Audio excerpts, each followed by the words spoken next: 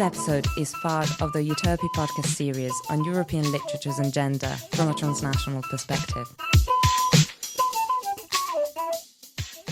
So it's a great honor to have Kimberly Campanello here, who is above all my friend, but also one of the authors I translate, and also just a wonderful colleague and collaborator. So it's a real pleasure to have you here tonight, Kimberly, and to also have you kind of celebrate with us the memory of Susan Stanford Friedman and her legacy.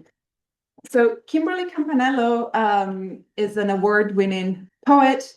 So she has she starts off as a poetry performer. So you can expect an element of performance in her lecture tonight. But tonight we also want to celebrate Kimberly Campanello's most recent achievements. There are not one book, but two books. So an interesting detail is the most recent poetry collection by Kimberly Campanello, which was out with Bloomsbury Poetry just in April. And then obviously there's your debut novel. So the first time, Kimberly, you've had a go at writing a novel, and I can tell you it's absolutely terrific.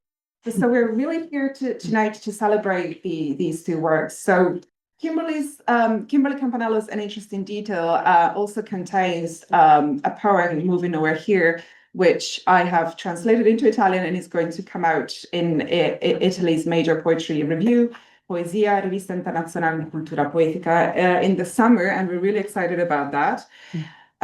Moving Over Here is a poem about Parkinson's, because Kimberly Campanello was diagnosed with Parkinson at the age of 41.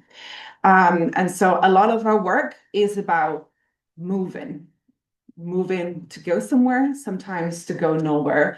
And it is about how her body deals with the weight and the lightness sometimes of the poetic word. So I would like you to keep this in your mind as you listen to her poetry performance lecture.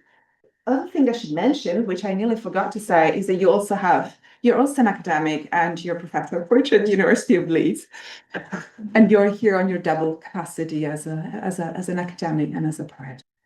Kimberly has given me some words to read out to prepare you for her performance lecture. So Kimberly says, in this performance lecture, we'll feel our way with the words we have toward the ones we need.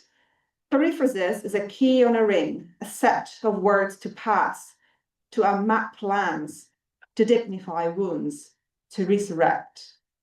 And so the title of your performance is Use the Words You Have to Get the Words You Need.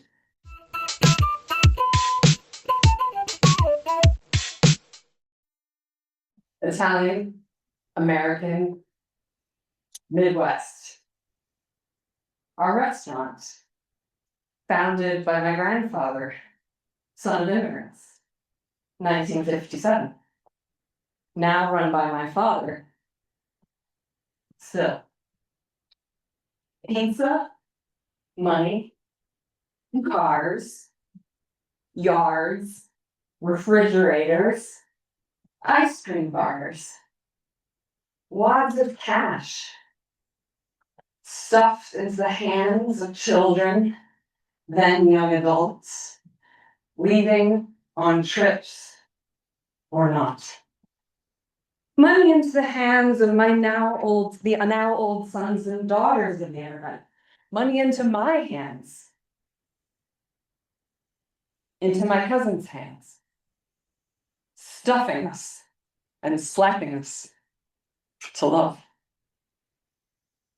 The immigrant herself, hands flat on our cheeks, special, rapid taps, her stockings falling down. Her brother, first in the ground. What was he into that put him there? Am I the first to write his name out since? Giovanni, John, Finamore, shot, 1914. Are you the first to read it? In a long, long time. We stepped over his grave when we buried ourselves in the Catholic cemetery. All of us dead so far. The letter his sister, Teresina, an immigrant, dictated to a woman in our Midwest town who could read and write. 1978. The letter carried across the water and up the mountain by my blue-jeaned parents. The letter read out in the village square on the mountaintop by the friend Antonietta, who Teresina left behind. We don't know what the letter said. The driver who read the letter out in the square on the mountaintop wept. My blue-jeaned parents wept. The woman, Antonietta, wept as she looked at my father and said her friend's name again and again. Teresina, Teresina, a name, a refrain. Yesterday, I told the story of the letter read out in the square. In this place, another village, another square, another cafe, in the same region of this country as the mountaintop village. I can say it now, before the proper nouns rightly disappear. This place is Puglia, Italy. Not Britain, where I live now, in the place where Constantine himself was crowned. Puglia, with its Virgin Marys of health and women named health. Even still, the people get sick and die. I didn't know the meaning of health until I got the name Parkinson's attached to mine. I know what health is now, because I am moving away from it all the time. You see how proper nouns, if too recent or too clear, turn away from refrain? Why throw these ropes to the shore? What is hoped will happen? How can they be tied? What do they secure? I must get this journey down before this round of medication stops working. And I must take more. And then I worsen, change again, take more, until. Before you say the soul's me, and then everything is fine, remember, prepositions are the most difficult thing we learn when we learn a language. The I is somewhere within or around the brain and the body, or through it, or shot through it. This may or may not be all there is, but it certainly feels that way when you are ill. Until perhaps you dream, or have a vision, or speak another language, or when you write. Then I becomes us. Which is what my family were. Bells ringing out from Giulio's town with a great cave under the ground, and from Teresina's village on a mountaintop where the letter was read out, and my Midwest hometown. Here, in a different village in Puglia, I am resident poet. Today, I told the story of the letter to a young woman from yet another country. The young woman wept before me, though she, like practically all of us, seeps humor, irony, a controlled glorying. All that slipped away. I don't know the young woman, but she knows the story. It can be told again to remind her, as if reading out a letter. Then she will weep like its reader. Cliché. But a story like a word must slip away. just before or after the next one to ring clear. See the square where the driver is reading the letter below the 1,000-year-old cathedral made of simple gray stone? You will be there soon.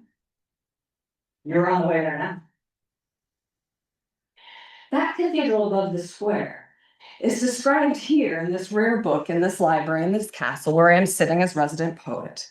This village with its own square in which the young woman wept when I told her about the letter read out by the driver to the immigrant's friend as my blue jean parents looked on. All wept.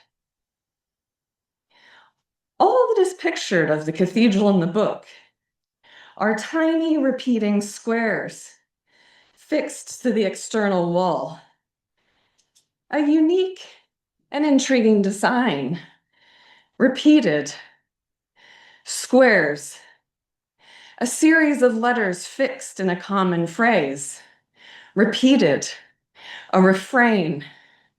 Cliche. Now tears. You want to read it. The cliche.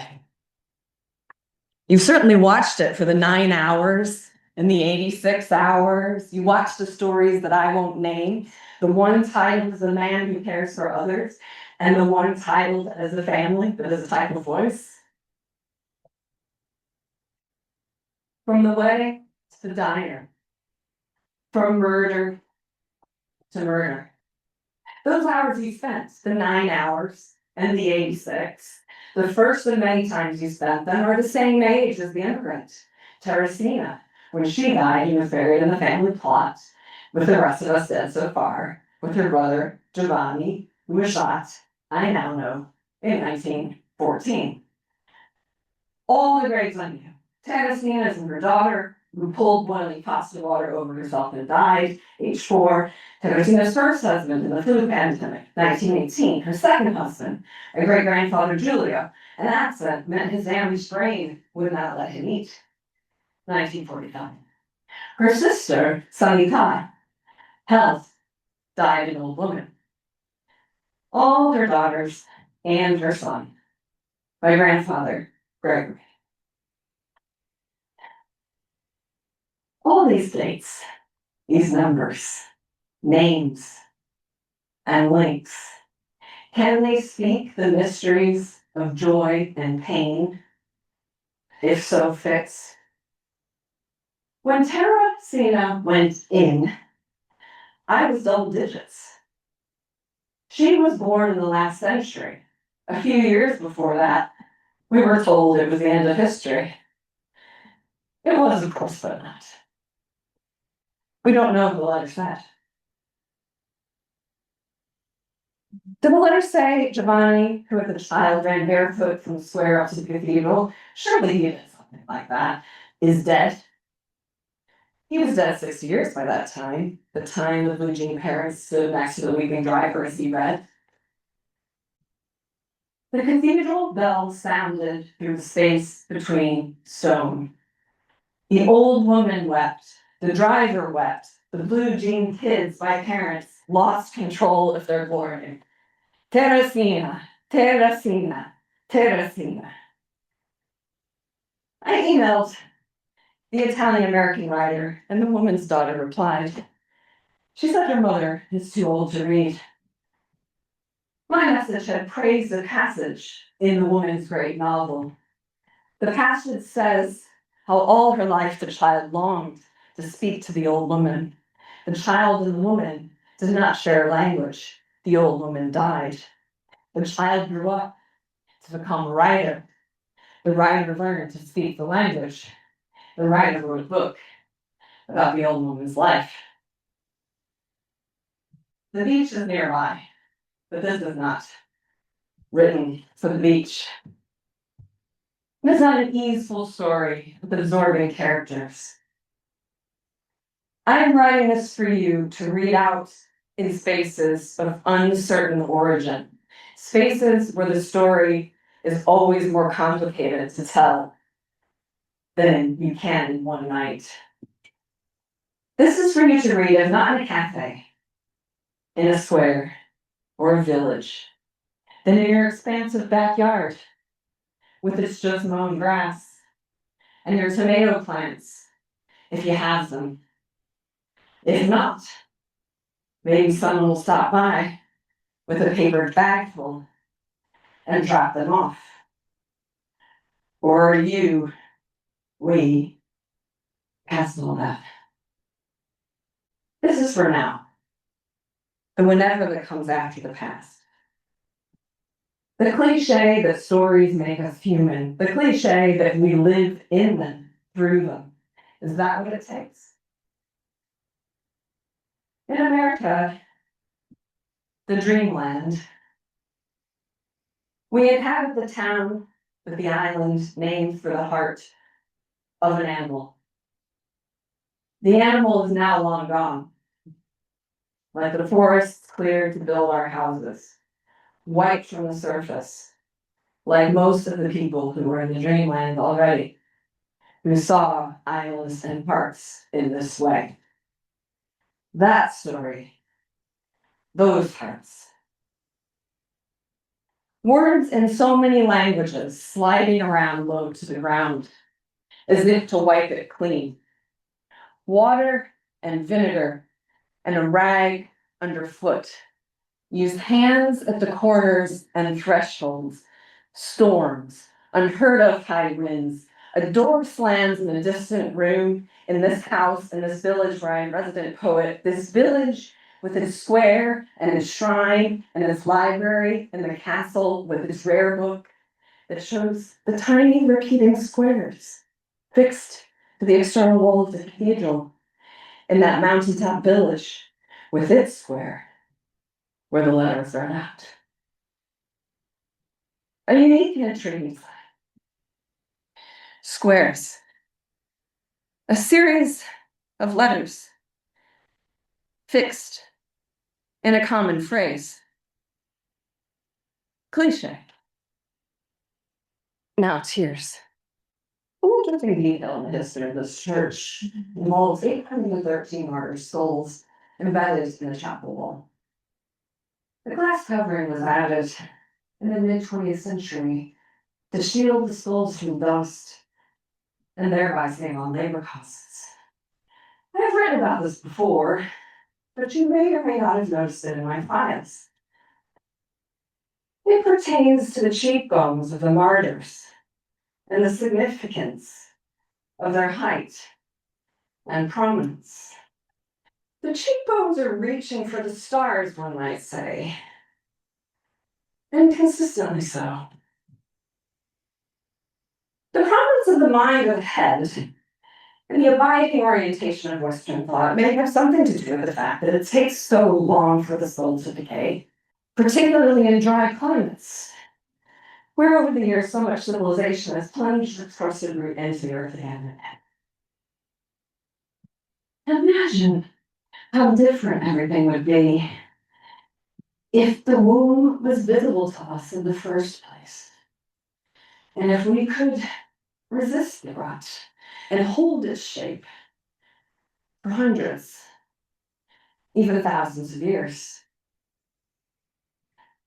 Notably, in one of the three forests mentioned in the tale, you will find a cafe selling paninis and water in plastic bottles. The child blows his whistle continuously, and no one will try stopping it. This probably relates to rampant drug use in the city in recent times, and the way in which one is encouraged to accept it and welcome by. I found noticed her cheekbones slicing cold air from beneath hood and hair.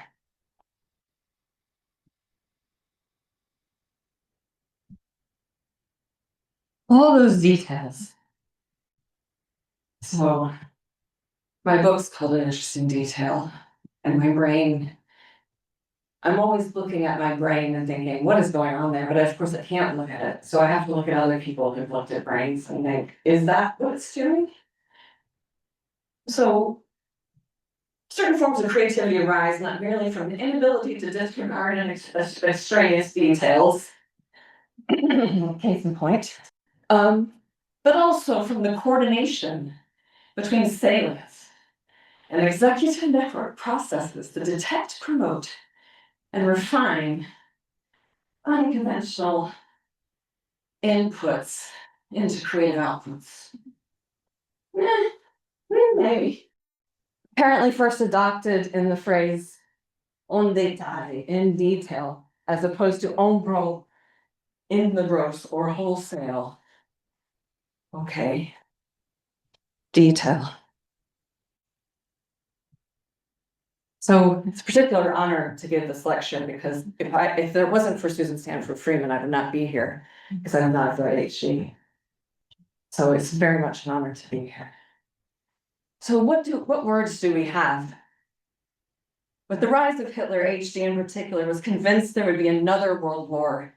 Her friends told her she was being morbid or deluged her with brilliant political talk that nonetheless led nowhere. At least in part, H.G. went into analysis to fortify herself against the impending war. I did not specifically realize just what it was I wanted, but I knew that I, like most of the people I knew in England, America, and on the continent of Europe, was drifting. We were drifting. Where? I did not know, but at least I accepted the fact that we were drifting. At least I knew this. I would, before the current of inevitable events swept me right into the mainstream and so onto the cataract, stand aside, if I could, if it were not already too late, and take stock of my possessions. You had to recognize words had lost their value in the 19th century. Particularly towards the end, they had lost much of their variety. And I felt that I could not go on, that I had to recapture the value of the individual word, find out what it meant.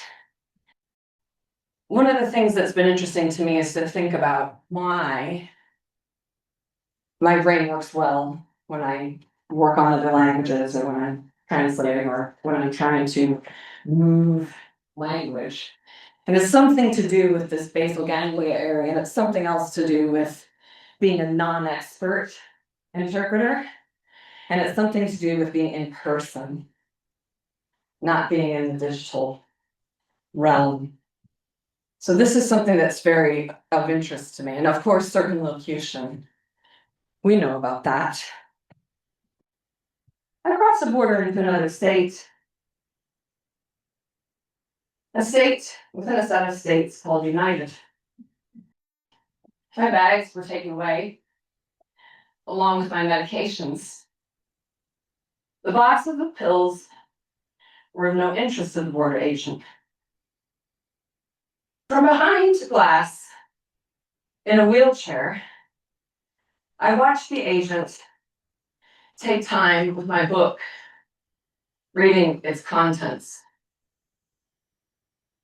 I was in a real state. The states I am in on a given day or hour depend upon the state of my degeneratively ill medicated system. Its variable functioning depends upon the general state of affairs.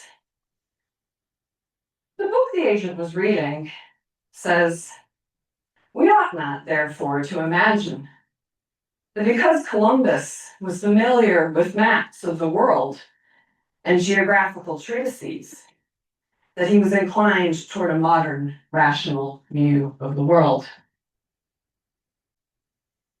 Eventually, my bags were returned to me. And I transferred planes to fly from one state to another state where I was going to perform words changing states, the words, some of them that you just heard, some of them not yet written. In the state where I performed, and in every other state in the United States, still united despite that war that violently attempts to divide us in two. Words are getting changed back to words from before. In other words, can't be used at all. Now the state is changing words and names back to those known for doing great violence. The names belong to those who came long ago and claimed land for their states across the ocean. The names also belong to those who fought against the United States, who tried to divide it in two. According to the current state of affairs in the United States, names and words must not refer to those who are here already, or those who are forced to come.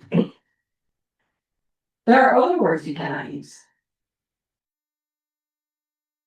Or you might be afraid to use them now. Words that refer to yourself or others, that are used to show self or others respect, love, or words that acknowledge wounds. In the Village Council's archives, I've seen another state changing words and names around 100 years ago. Before those changes were instated, I have seen a designated space for recording deliberations, the names of people who did it, more than one, elected, men, and the time it took. Then, I have seen those spaces and voices removed entirely from the paper and replaced by a statement and a signature. I have seen everything from food safety policies to encourage a higher birth to policies that encourage a higher birth rate decided by one person at the behest of one other person's idea and ideal, executed by a few and required for all, with no deliberation. After a time, there were no elections. I have seen time restart, years numbered, to begin in the year of the march on the capital city. The first in a series of steps toward what became the last year anyone voted for decades. I've seen evidence of the vital distortion at the courts, universities, legislative bodies, all deliberative institutions fall or get pushed into a single file.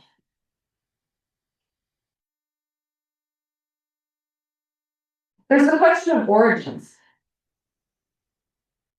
and the sacrality of narrative and the figures required to be foregrounded as intertwined. The stoppage of digging or printing as finding or writing contradicts a forceful line. Questions and replies.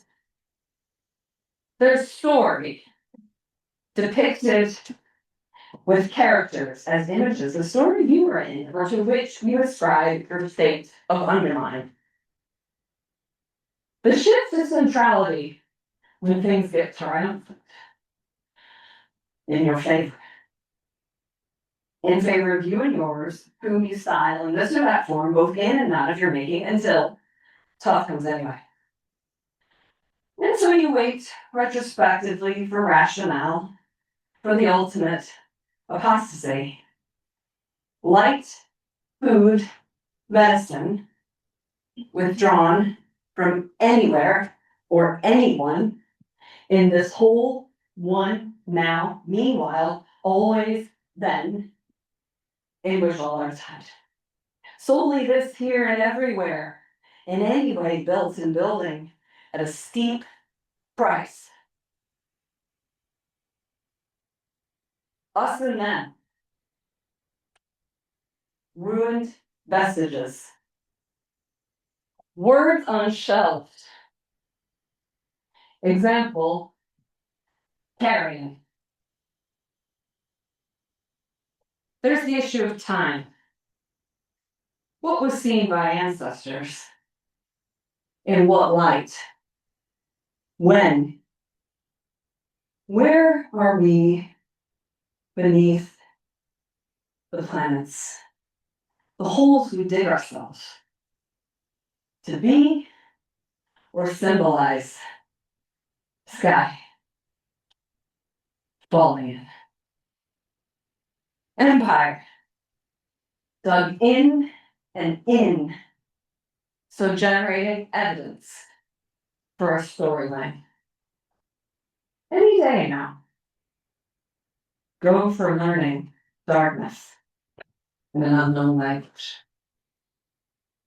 At last, shades and shades show up in contrast, soothed by blinking.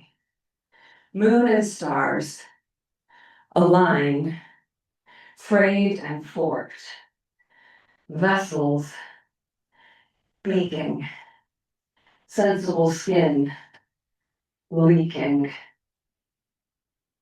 Now asked again, from where we came, over there yet? Canto. The road, the pattern, the thread you want, as you voice the leader. That's the treatment in this one. So you love to circle, to spy, to talon, to nest forever, to decline, then to breathe future, propped and hung and nailed as if inevitable. I say, not this time. That line claims forever. Merely lends plot to story, wrapped up in telling, but not sensing voice speaking in breath or before breath, which is not a thing. It is all things. It is nowhere. It is just here. This track, crossing meanwhile, before eagle meant power and flew for this or that redeemer. Before is before is before. Is this personal fire? Beside this tooth, a child's. This road, this one, this does it, all this. The way back to the tunnel, the wolf, the wind, the bridge, the light, the plane, the forest, the snakes, the vow, the grain, the bones, whole faces of skin. Rub to soften, to salve, to last as pages. As I'm now just so plain confident, the eagle is the eagle. Its name is everywhere. No one is not of it or it. The more you repeat it, of eagle, of eagle, of eagle, of eagle, the more you find its sound is water, brother, mother, weight of a body, the salt spread round river, crossing sound sister. So hurry, the way is upon us. The wolves are hurtling toward pain, just drawn out by elixirs, herming forests, till we've just realized this road is just one layer, and beneath, any direction is everywhere, just over there. Unseen rivers, paved over shrines, so rerouted to the way as such. So no, it's not unexpected. Keep light burning, host wrong turnings, in soft beds, wake early to find embers still burning. Environmental. Distance seems safer. Accordingly, it's simply to approximate morals and make distinctions, as and when talking donkeys. 1 and 2. One donkey equidistant from 2 fruit sources, or from food and water, bridle unlooped from the circle in the old wall, rope hanging, freedom. Yet, hooves stationed, relentless indecision, till starvation, dehydration, death. Whoever made this up, or took it further, or applied it wisely, never knew hunger or thirst. Never took direct care of those needs belonging to others, or never noticed it, as in 2 and none. 2 donkeys, each with their own burdens, brushing shoulders, bickering, barrels over back, twisting from harnesses till fallen and shattered, fresh crops spilled before market or after purchase, regardless lost time, each grain leaching moisture from this sweating surface. Collateral damage. Who's not known? Perpetual. We're all in a twist. Each cavity that holds us, jaw clenched, cage torsion, one hip forward, most with mind, body, knowledge, don't know this. We're past that whatever that needed redeeming. We started out foot on neck, soared up, bracing. So why has anyone ever said anything other than that we have a hard time listening, letting it go, remembering it's already stopped? Violence is done. More than plenty. Now, what to do with all this bounty? All this proximity? Wounds here and here and here and here, needing salving. Conflict. Stars and constellations blink on in all these mountain villages. Tides of light and love are solar powered. Profound darkness is protected, and so too layers for creatures to gather, to hum.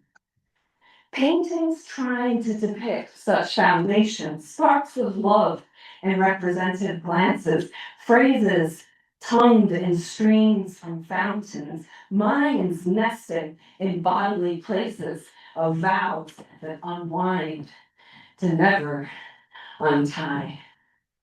No need for him through her or me through him to swap doubt's order, lesser goodness for those who suffered violence. Not this again. This poem triumphs when it lightens up. Crux, fill, mind. Pull down first so the screen rolls up. The dune, the lake, the link on the other side. Let in darkening breezes. Creatures separate together. Desired decisions lift easily, like fingers, feet, or carriers.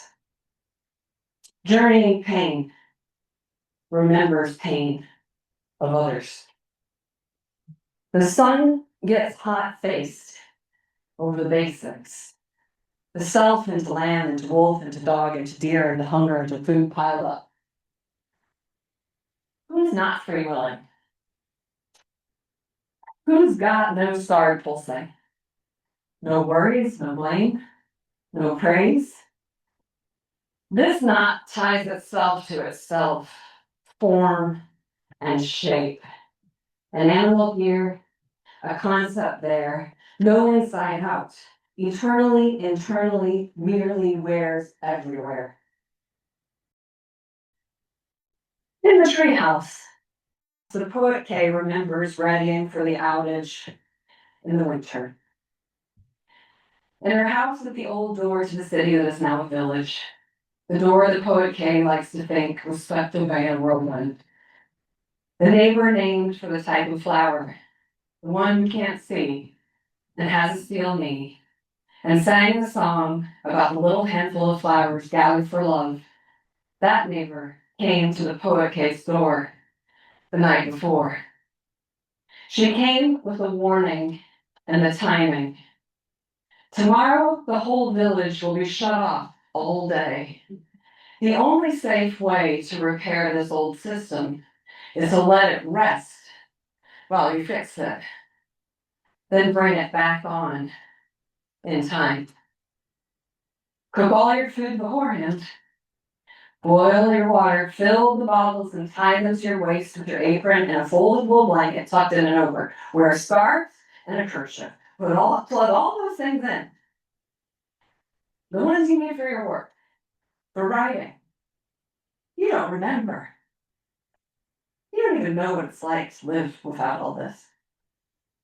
The poet came over early and took her meds and waited until they kicked in. She turned on the electric heater. She nailed up sheets to keep the heat shut up in a smaller square. She boiled water. She cooked. She starved. She kerchiefed. She prepared. She and the neighbor shared a bowl of greens, a squash, slices of cake from another neighbor who stopped by to make sure they were aware.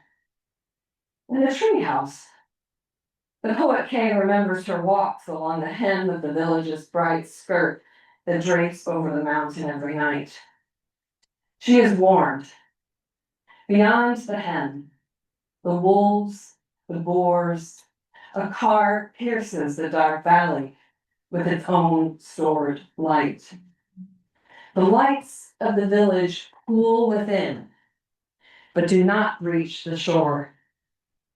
They create a suggestion of stars and a constellation for others to see from afar.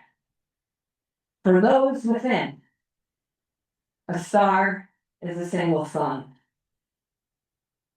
The poet Kay walks in this watery light.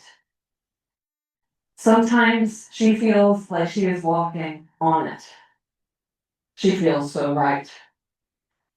In the treehouse, the poet Kay remembers the travel book written before there were any such lights. It speaks about the flat plain near the village that runs to the sea and the great mountain with its shrine. In a sentence from the century before, the last one, though it could have been written before that too, and before that, and before, all the way back to before darkened marks on a lighter space, or lighter marks on a darker space, had ever been made, or are known to have been seen, and so found.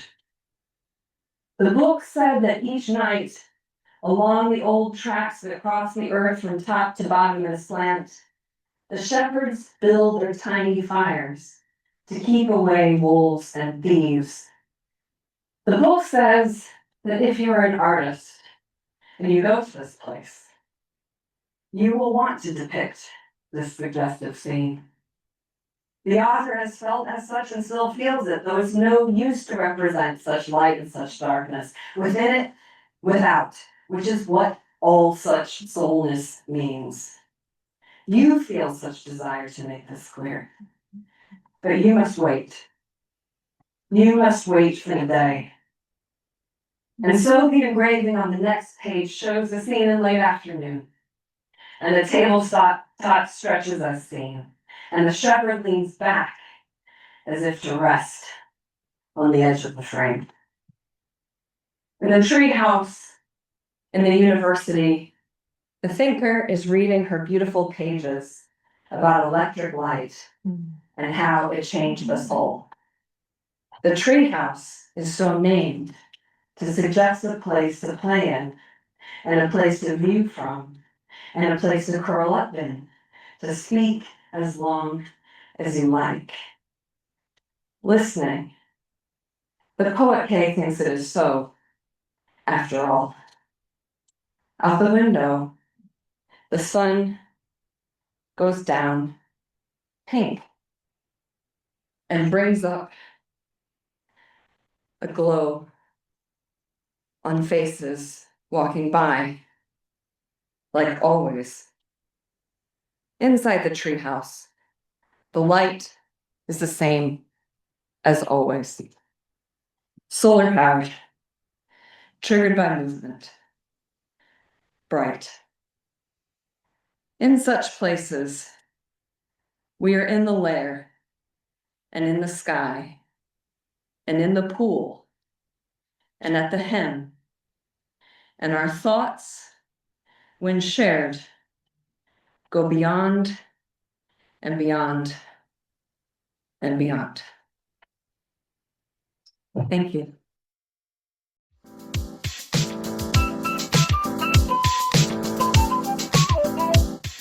This podcast is powered by the European Union and the Central European University Library.